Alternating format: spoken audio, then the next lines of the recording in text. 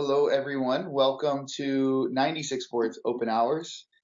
This is episode 51, and for those of you who did not notice, we did a special other episode this week. It was kind of this big blowout for the announcement of the HiKey960, and I'm going to pull that out here in just a moment. I have mine, but in kind of the celebration spirit of this announcement, I thought we'd just kind of talk about it a little more. And I brought some more people on the call, some people who had done work with this board months prior to its announcement and its release. So the people behind the scenes that kind of allowed this to all happen. So we have a nice little bring up story coming to you. Also, some questions from some of the developers, or some questions. You're more than welcome to ask questions to the developers. I thought this would just be interesting. And then on top of that, if you have any other just kind of general 96 boards questions, we'd be glad to take those as well. There's plenty of people on the call, myself and community members here that have been doing work with 96 boards for a while that could help answer those questions. So we'll move right into it. My guest, or one of my guests that I have here today, is John Stultz. Now, he's been on the call he's been on Open Hours with us before. I want to say that was a long time ago, talking about AOSP and stuff like that. Yep. Around the original HiKey, right? Yep, that was probably last summer. Yeah. All right, cool. So, John, maybe if you wouldn't mind real quick introducing yourself so that, people can get to know you real quick. Sure. So my name is John Stultz. I've been working with Linaro, I think, since close to the beginning. I was the first assignee with IBM and then switched over to Linaro. Kind of have a background that's worked in the upstream kernel since probably around 2001. Kind of initially started working on timekeeping code. Still kind of as a co-maintainer. I work as a co-maintainer for the timekeeping code now. And then basically got into ARM and Android and just trying to see what we can do to kind of help upstream Android functionality into the mainline kernel. And then that's also gotten me pulled into kind of the 96 boards work, because I see kind of 96 boards as being particularly key. Getting those boards into AOSP becomes very useful for helping get Android code upstream. No, that's awesome. Yeah. So then with regards to that, you're talking AOSP, and during this announcement that we had, I just shared the link to the announcement on Tuesday. If anyone's interested in watching, I know a lot of you were there. With regards to that, we kind of did talk about HiKey versus HiKey960 and the whole AOSP scene, right, that's going on around these HiKey boards. So for those that don't understand, I mean, me being kind of one of them, what exactly is so special about, or what is the link between HiKey, HiKey960, and AOSP? Could you maybe explain that? Yeah, I guess so. I mean, I'll talk maybe just a little bit about kind of the parts of the project that are kind of I see as useful. So one of the things that I think was kind of problematic in the community was that there's kind of what I kind of call two different focus groups, or two different kind of groups that have different focuses. And so there's kind of more product focused folks who are working on Android devices and getting those phones out, 6 months time. Usually they don't really care about anything other than, the kernel that came with the original board that they started working on before they create a product. They want all the performance. They want to get, as low power as possible. They aren't as worried about, code cleanliness necessarily, or doing it perfect, doing exactly right. So it's kind of a little bit more sort of a short-term mentality in trying to get that product out to customers. And then there's the other group, which is the upstream community, which, these are folks who are having to maintain code for, 20 years. And so it's one of those things where, when they're trying to look at this stuff and say, okay, well, this doesn't look exactly right. Maybe we need to rework it, and we need to revise it and kind of iterate on these designs, and kind of the normal sort of, I guess, difficulties that folks tend to have pushing code upstream. That gets to be really difficult to have those two different groups to work together. And so they tend to kind of just deal with just the area that they care about most. And so, the mainline kernel folks, if you're not working against Linus's head or Next even, it's not really that interesting. You're not going to have a lot of people reviewing or looking at code for an old kernel.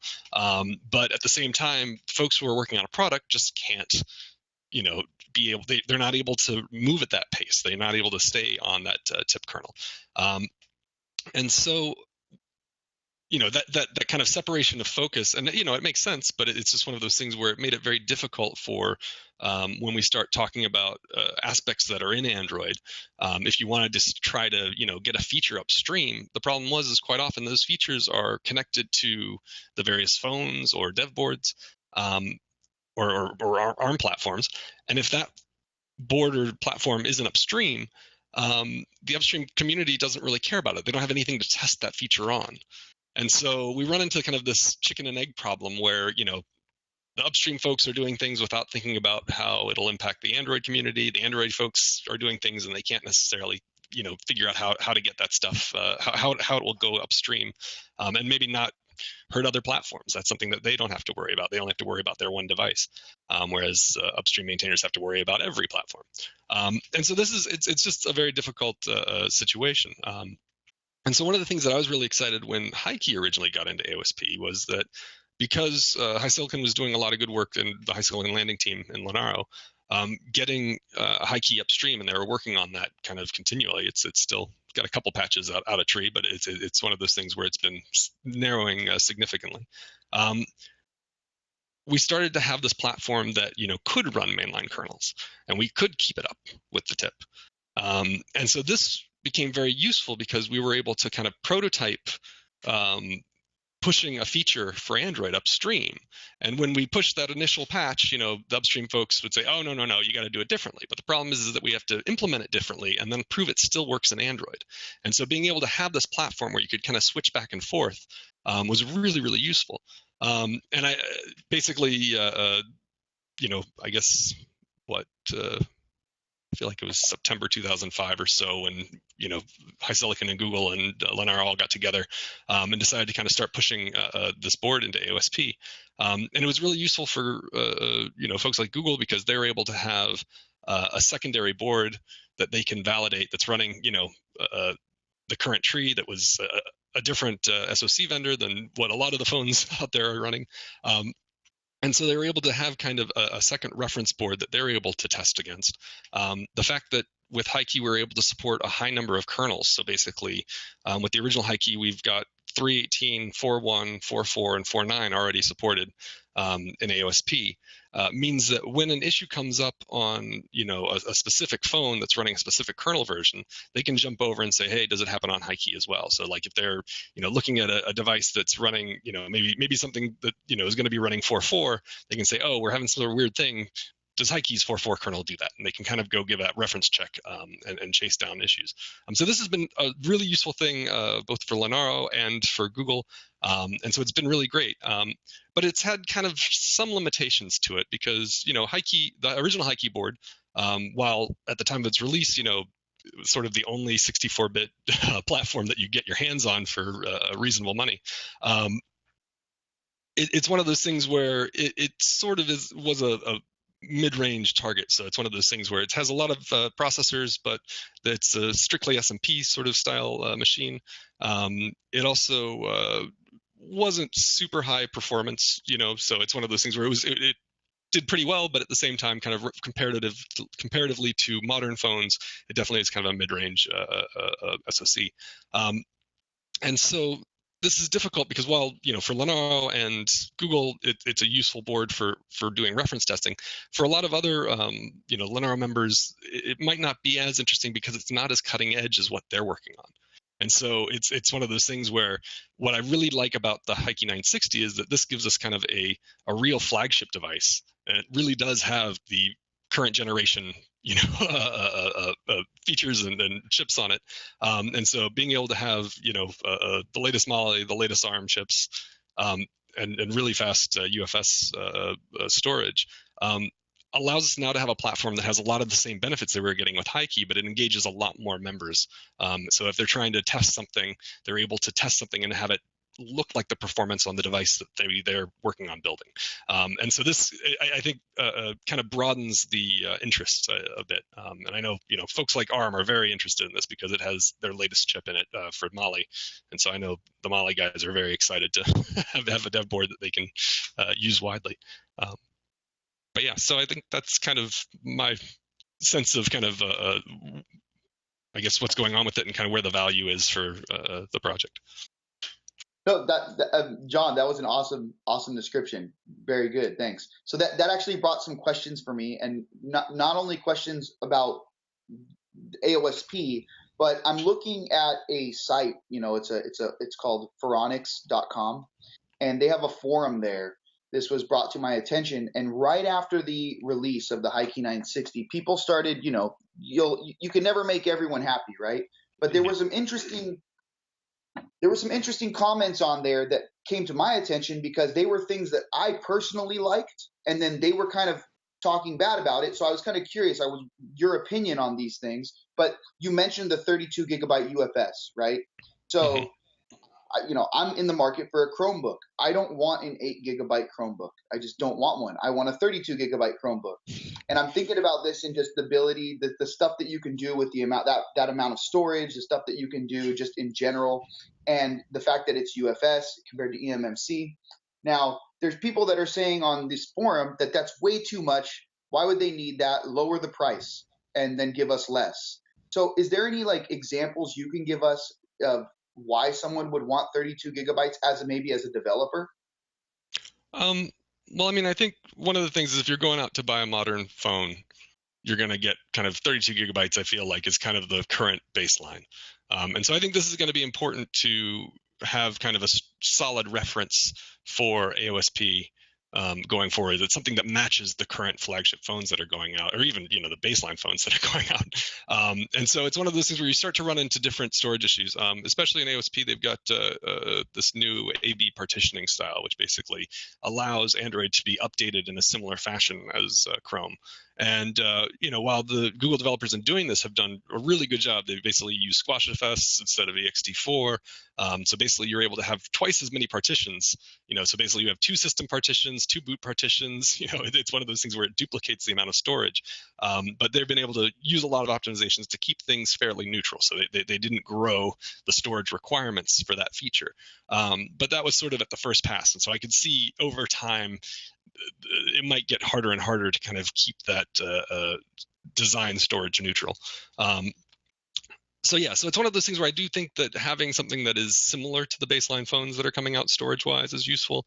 I can see that this board necessarily isn't going to fit the folks who really want the low price, but to a great extent, HiKey is still around. It still fills that. It's a cheap board. You can get even the 1 gig version for like $75 or something like 79. I don't know exactly. You still get a lot of the similar benefits. And so it's one of those things where I think this is sort of a little bit just kind of moving forward, to I guess more flagship and current level of phone devices having kind of parity with that. It does come with the price increase, which is, depending on your usage, that's either something that you're willing to pay for or not. I mean, immediately after the announcement, people were already kind of trying to calculate the performance per dollar, right? So I mean, you take the fact that it has quad core, or it has an octa-core, but 4 of those cores are A73, 4 of the cores are A53. People are saying that an A73 is at least 2 to 3 times faster than an A53. So I mean, that alone is giving you this many more cores at 1.8 gigahertz maximum and 2.4 gigahertz as well. So I mean, adding all this up together and then dividing, you get this performance per dollar. And the HiKey960 actually is very, very good at this. I mean, the performance per dollar is there. I haven't worked out that sort of metric, but in detail, but it does, for the kind of rough numbers I've looked at, it seems like it's comparable to, especially like the HiKey performance, the price difference is very similar to I think the performance difference. I'd also this is John Hall. I'd also like to point out that that type of performance is not based upon the processor alone, nor is it based on the frequency alone. As far as the amount of memory goes, if you don't hit the sweet spot in manufacturing, it may actually cost you more money to put in less memory.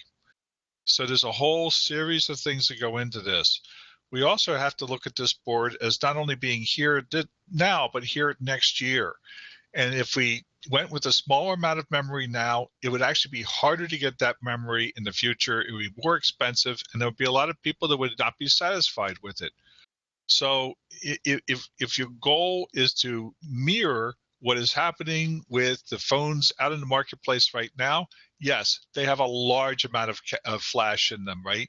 And I think that this was the right model. If you're really worried about your price, like John said, there's a HiKey960, right? Thank you. Yeah. There's the HiKey620 and then the HiKey960. Yeah. Sorry. No, that's all right. No, but those are good points, right? Me personally, I mean, my phone is 128 gigs, right? I have several 258 gig flash drives, and then I have terabytes and terabytes of hard drives just sitting around where I just back stuff up. I'm just like I'm a religious digital hoarder. Okay, so like I personally like all the storage space, and having to add all these things just to compile something as well, getting swap space set up, and there's a lot of things that I don't know. I think that having extra memory is always good. I remember many years ago when people were talking about RAM memory, and a lot of people said, well, I only want 4 gigabytes of RAM. And somebody says, well, take this 8 gigabyte chip and just use half of it, because it's cheaper for us to manufacture 8 gigabyte chips and sell them to you than it is for us to manufacture the 4 gigabyte chips and sell them to you. Yeah, no, absolutely. Yeah. Very cool. So now I wanted to move on a little bit more into the HiKey960 and kind of maybe take a look at the past, right? Because I know, John, you can attest a little bit to this. It was a tough bring up phase, wasn't it, for the HiKey960? And I think I saw Vishal just joined, so that's why I'm bringing this up. So, one of the things that's, I guess, kind of interesting with the bring up on this is, to some extent, it's one of those things where I guess we started back in like either late October, early November. So it's been about 6 months. So that's, it's a quick time, but not unusual for the industry. And I think what really is different this time around compared to what we've done in the past, at least with HiKey, was that normally what you end up with is that the board comes out and it comes with the vendor BSP build. And in this case, we've got basically AOSP. The current AOSP is the vendor BSP build on the announced date. So it's one of those things where we started kind of doing that integration into AOSP, as soon as we got the early hardware. I know Gudong and Amit Pandir both were out there, the HiSilicon Labs, working to get things up and running, late October, I think early November. And then we kind of got that first early board. It was kind of interesting because at that point, we didn't even have accelerated graphics, from HiSilicon at that point. There was no USB. And so it was a board that we could get kind of booting, but you couldn't get anything close to really running Android. You could get, we could do software rendering to get the Android UI up, but then we had nothing to interact with it because there was no USB at the time on that. And so it's one of those things where it took a lot of work to kind of prepping things.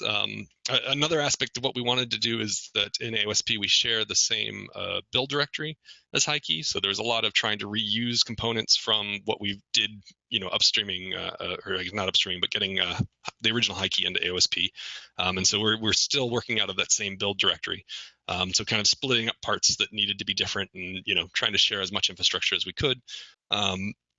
Then I feel like it wasn't until maybe late January or so when we managed to get, accelerated graphics and started getting to a point where the board was, in a state where you could actually interact with it. And so that helped with testing Wi-Fi and, Bluetooth, making sure that that was all wired in properly. And so it's one of those things where it's been, I guess in some ways it was rougher, but that's also because I feel like we kind of came in at an earlier stage. Instead of having a reference implementation that totally had everything enabled and then saying, okay, what are we going to put into AOSP? We just had to start with, nothing's on the board, let's get it going. And so it was, I think, a very interesting thing. And Amit and Gudong and folks at HiSilicon really get a lot of credit for that hard work. It's one of those things where I wasn't really as deeply involved at that stage, but I remember things, the difficulties folks were having.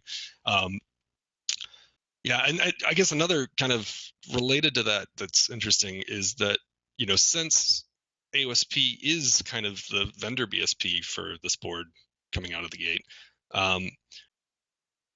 we had there's a lot of the times when people create those vendor BSP builds, there's a lot of shortcuts that vendors make when creating an Android device, and because Android doesn't build out of, there isn't one Android that then ships to every phone. It's one of those things, every device has a customized Android. And so quite often the changes that vendors make to their Android trees aren't things that are necessarily kind of shortcuts that wouldn't go for going into AOSP. And so we actually had a couple of cases where there were changes that, HiSilicon wanted to make, but required changes to the framework that wasn't generic. It was HiSilicon specific code, but it wasn't just in that the HiKey directory. And so this is something that kind of set folks back, because it's one of those things where what do we do at this point? And so they're reworking code at this point, and we found ways to kind of get around what we could to get things going. And so it's one of those things where there's still some functionality that we're excited to get kind of merged in, but we have to really do it the right way. And so in a lot of ways, this mirrors what people see kind of the difficulty in pushing code upstream into the mainline community, in the upstream kernel community. Now all of a sudden, folks who are normally able to just focus on their device as they push code into AOSP, we've got to see kind of how do we do this in a way that's not going to break other devices, and how do we do it in a way that's really generic. And so I think it's an interesting challenge, and having to go through that, before the launch was definitely made things tight, I guess. That was just a couple weeks ago, or a week ago, when when everything kind of fell into place. Yeah, so that's true. Just in the nick of time.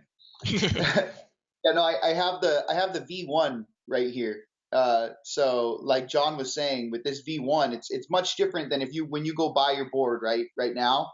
There are a lot of subtle differences here. Like on the back, there's these little boot switches.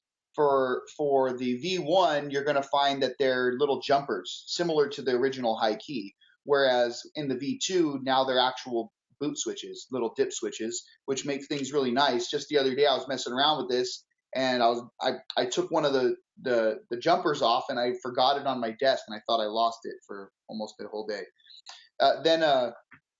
Then there's also the fact that the USB Type A's work on the V2. So I found that out the hard way. I spent a little bit trying to figure out why my USB Type A's weren't working. And then I guess you can just plug into the USB Type C with a little converter and a hub.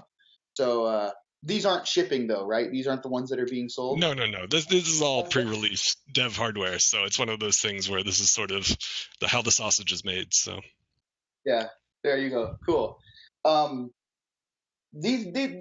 I have some more questions. This is something that actually anyone can answer here. But I'm kind of wondering what types of applications people can do with this PCIe port.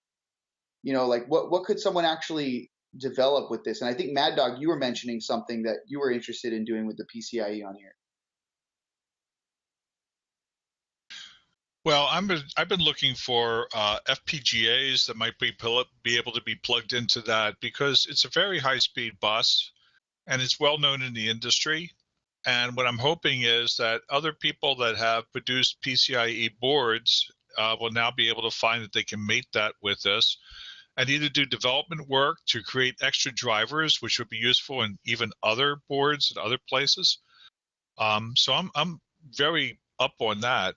I think I could see that if you're having a server system that you could, instead of using up your USB ports for disks and things like that, you might be able to attach a server, a disk, a controller to PCIe and go out, or multiple Ethernet connections. So it's really a very nice bus for doing that. Yeah, and just to let you know, in the original spec that I pushed onto the documentations page, it's going to be changed. I guess I made a little mistake, but it's actually PCIe Gen 2 on M.2 M key connector. So that's the official type of PCIe on there. So I'll be making changes to the hardware user manual and the little specification table on the GitHub documentation there. Getting started guide. That'll happen just right after the show. Cool. So one other thing that I know folks, like one of the guys I work with at Google, are really interested to be able to use that interface for is that quite often you have, when they're developing a new device internally, they are getting components from a number of different vendors that they're putting together. So it may be, an NFC chip, from one vendor and a board from a different one. But before all those components are tightly integrated, they want to be able to do some testing. And so it's one of those things where it gets to be very difficult when you have something, some new Wi-Fi or some new, I don't know what else they might be dealing with, the fingerprint readers or something like that, where if it is something that comes over PCI, they're able to kind of plug that into the dev board and get that component integrated and working and validated. Whereas, otherwise, and so that parallelizes some of their work because they don't have to wait for the latest dev board that they're working on that's going to be integrating this to get all the way up and running and set up and working with AOSP. And so this gives them kind of a little device, and having the PCI is really useful because that widens the amount of different types of devices that they're able to kind of do that really early initial development and prototyping with. So I think that's going to be really nice.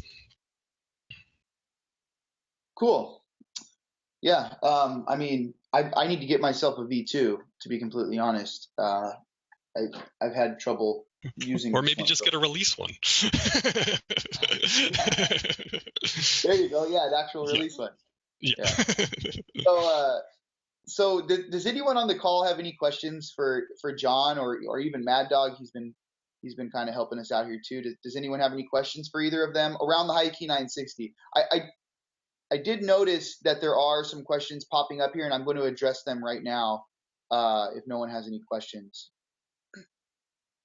nada. Zip. Okay. Then one last thing, Vishal, are you on the call? Covered. Hey, Vishal, how you doing?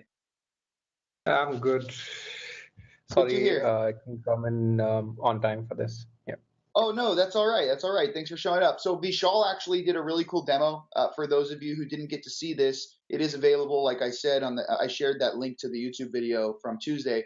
But he had the HiKey960 and the HiKey original set up next to each other on a screen. He had them all plugged into a single power strip, and then he booted them both on at the same time. You could see the Android logos pop up, but then you could see pretty much immediately after that, the HiKey960 booted up just super quick, while the original HiKey took a significantly amount more time to finish that. Then he played several other media files where 30 FPS 1080p media files, and you could see that as the media files got as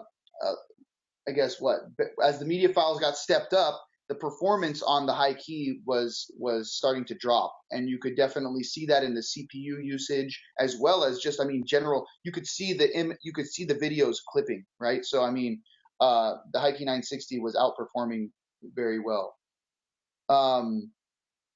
So Vishal, did you want to add anything to this with your experience on the HiKey960? We have about 19-20 minutes left. I thought that maybe, if anything, if you wanted to just kind of talk a little bit about your experience. I think John has summarized most of things, how the board was board bring up was done. Yeah, basically, I mean, most of the work was done by Amit and the HiSilicon landing team.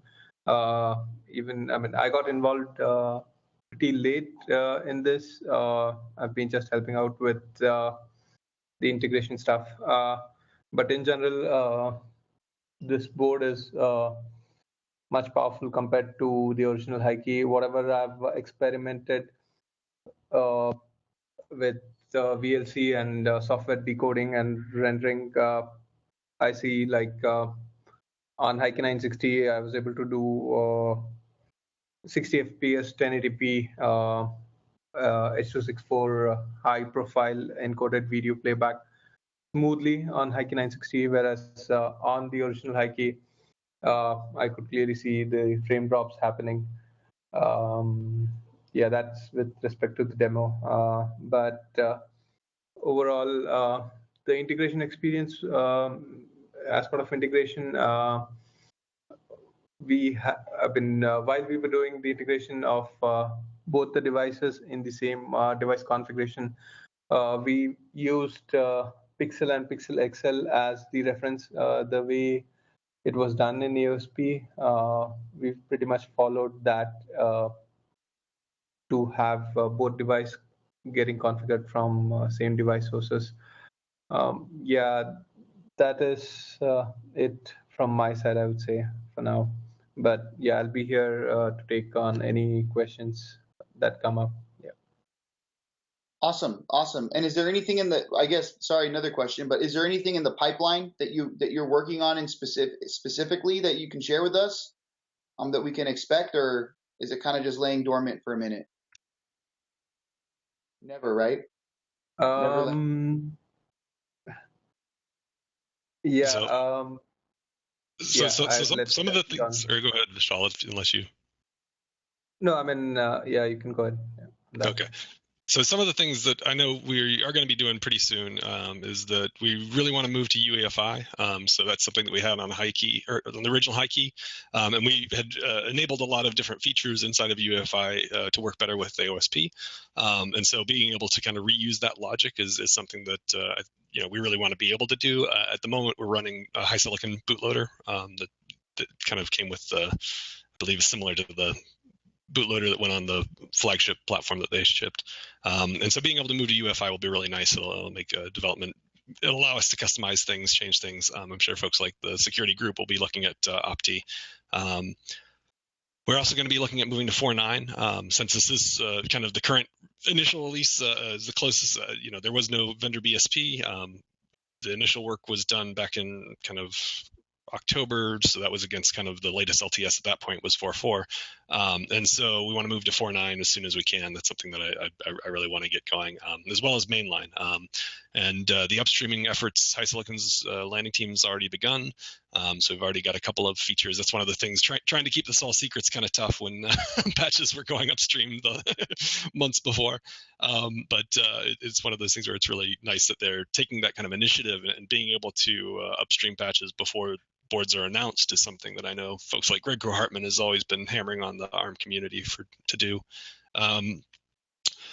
There's also a lot of vendor components that we really want to get integrated, but in some cases we had to kind of try to rework in order to fit into AOSP properly. So things like getting a proper hardware composer, and again, with the demos that Vishal was talking about, those were all, software decoded on the CPU, which is not very efficient. It's one of those things where it shows kind of the impressive power of the processors, but that's you don't usually want to be doing the video decoding on the CPU. And so one of the nice things with the HiKey960 versus the original HiKey is that HiSilicon has committed to being able to enable the accelerated video decode and encode functionality on the SoC, and so we'll be hopefully getting that integrated as well.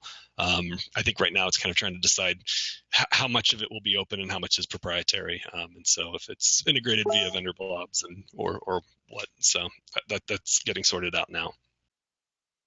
And this might be my last question, but will there be a Linux image or a Debian-based Linux image? My understanding is yes. I don't know the details. So I'm not working that closely with that. I know Amit Kachera would have kind of a better answer there probably. Yeah, I think there's folks who want to make sure that we have a standard, environment for folks who are doing kind of less Android-y and more embedded style work. So I don't know whether that'll be open embedded or it'll be Debian. I'm not quite so sure, but I know there's interest in that. Yeah. Yeah, I mean, on that, I think we are working on open embedded build already. Fatih has done some work on that. But I'm not very sure the timeline on when we'll start making official releases out of them. Awesome. No, I mean that's I'm gonna keep checking in on this on you guys to see when it's gonna pop out. I'm so excited about that one. Great. Well, so thank you guys very much. I really appreciate that. And I don't know if anyone in the call has questions for them. I don't know if you wouldn't mind, John, just sticking around for another 10 minutes or so. Vishal, sure. Just in case something pops up. But for now, I'm going to try to address these questions that are in the chat, as well as if anyone else wants to speak up to ask any other questions. But thank you so much, guys, for coming in. HiKey960. Yeah. All right. Okay. So first question came from Rob. I'm going to try saying your last name. Rob Gries. Gries. Oh, man. All right. So hello. I'm wondering if anyone has had any success getting video output from the AIStarVision MIPI adapter using the OV5645. So I'm trying to remember. I know the MIPI adapter, the MIPI mezzanine. I actually have it right here. This is the V1 of it. They just made a new release, their V2. That's up on eBay. Links should be updated on our website soon. But I have not personally done anything with this just yet. I'm actually very disappointed with myself that I haven't. But I have been told that people have gotten it up and running successfully. So that has been told to me, and they were actually very happy with it. So my question to you is, are you trying to use Android, or are you trying to use, you're using the Dragonboard, I would imagine, right? Sorry, I can't hear you. I'm not sure if you're muted. So this board was originally designed for the Dragonboard, and enablement across the rest of our boards has yet to be 100% tested. But provided they, it looks like they went through with the 96 board specification, which means it should technically work across all the boards. Again, if you're using the Dragonboard 410C, I have seen this tested on the Dragonboard. Sorry, I still can't hear you. I don't know. Am I muted? Or I can hear other people, right? Hello? Yeah, sorry, Rob. I don't know why I can't hear you. But if you type in the chat, I can just read that out. Dragonboard, Linux, Android, this should work, right? Rajan, have you used this board by chance yet? I got you in the call. It's actually a perfect chance. Have you used the MIPI mezzanine? This one from AIStarVision. So I'm using Debian 1606 release and have post on AI GitHub. I have a post on the AIStarVision GitHub here. Okay. So it looks like you're okay. So you are working with them. The next step that I can do, and I've actually been planning on getting Kevin, so the guy that runs this whole operation, I've been trying to get him to come back on the show to talk about his V2. Yes. Okay, I see this. So what I'll do is I can ping him, and I can include you in a CC. Now I don't know if that's exactly something you would want, but if anything, maybe we can get him on not next week. I have the announcement for who's on next week, but maybe the week after that, we can try to get Kevin on here to, I mean, hopefully we get that fixed for you before that, but I'm just saying, like, if anything, maybe other people are having these same issues and we can just get it on the call.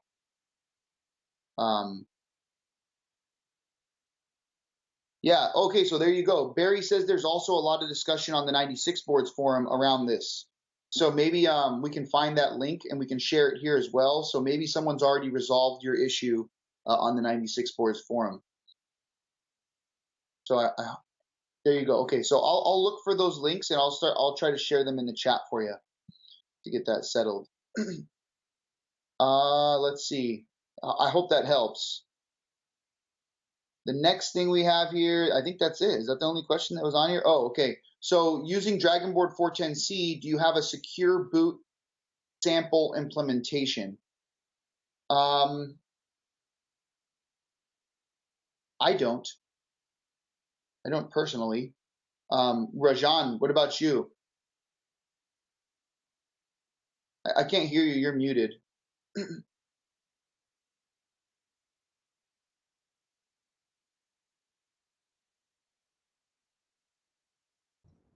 Still muted, so we'll get back to that in a second, maybe when Rajan gets back on here. The last thing here would be, I think that's it. So I wanted to call on, while Rajan sets all that up, I wanted to call on two people here. We have Mani, who had some stuff he wanted to talk about. Mani, as you all may or may not know, he is the new 96 Boards team member. So he's done several things here on OpenHours in the last few episodes. But Mani, are you still around?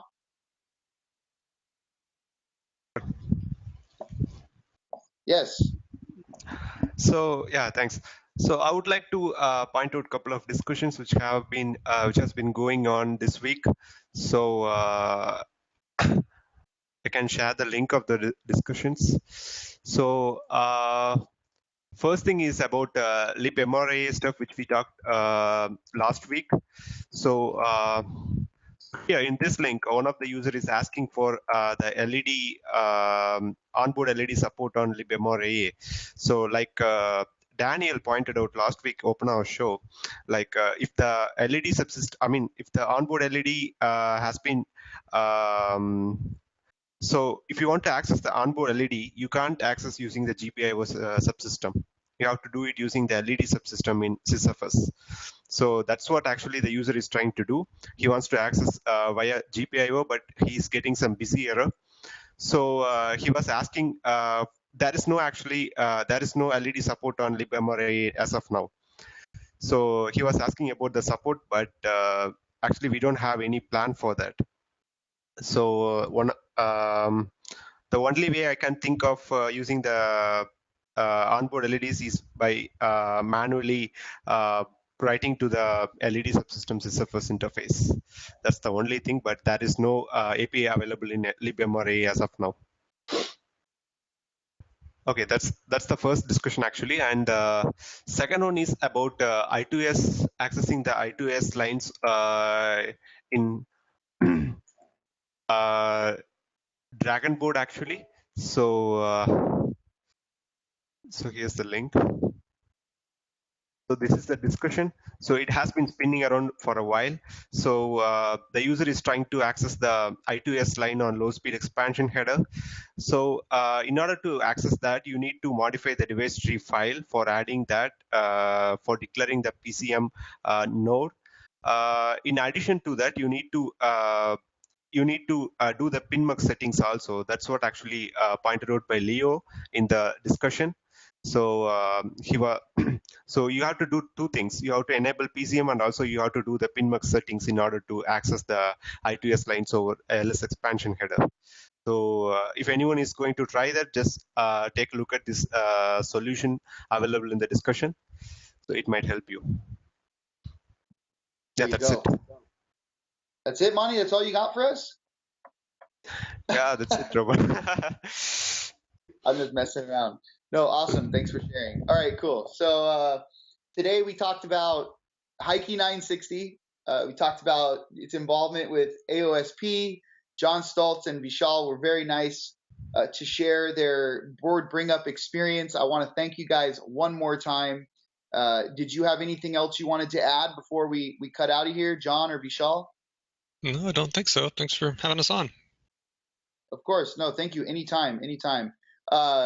now in the what our initiative was started maybe 4 weeks ago, 3 weeks ago now, the community minute with John Mark.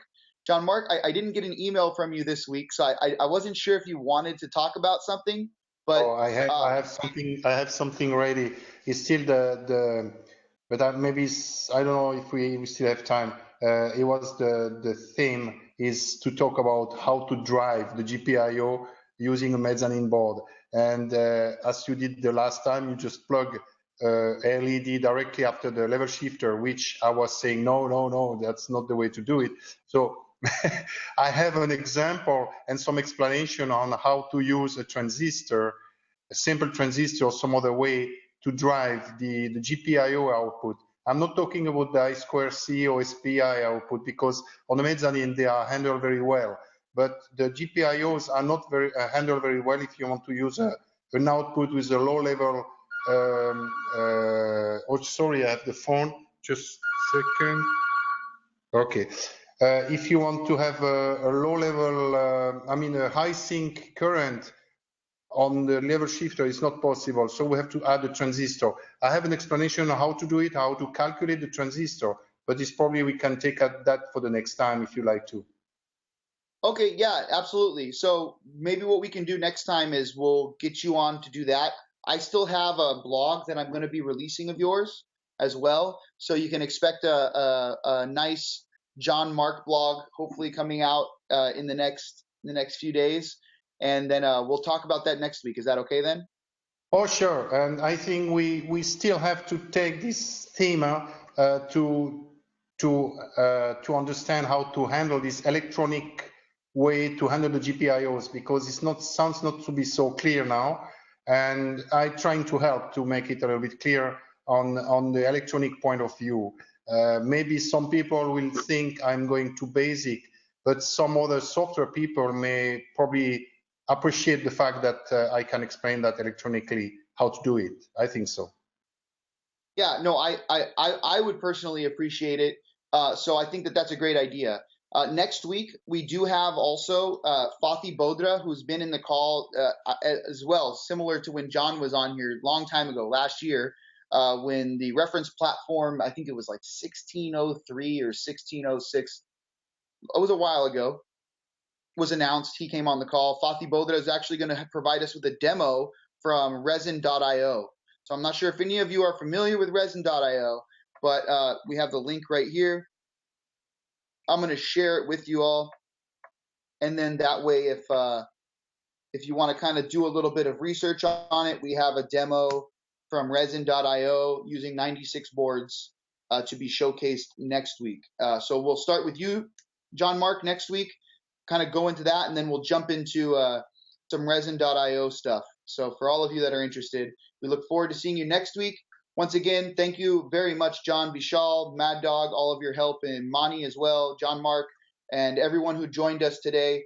We look forward to seeing you next week. Have a nice weekend. Thank you.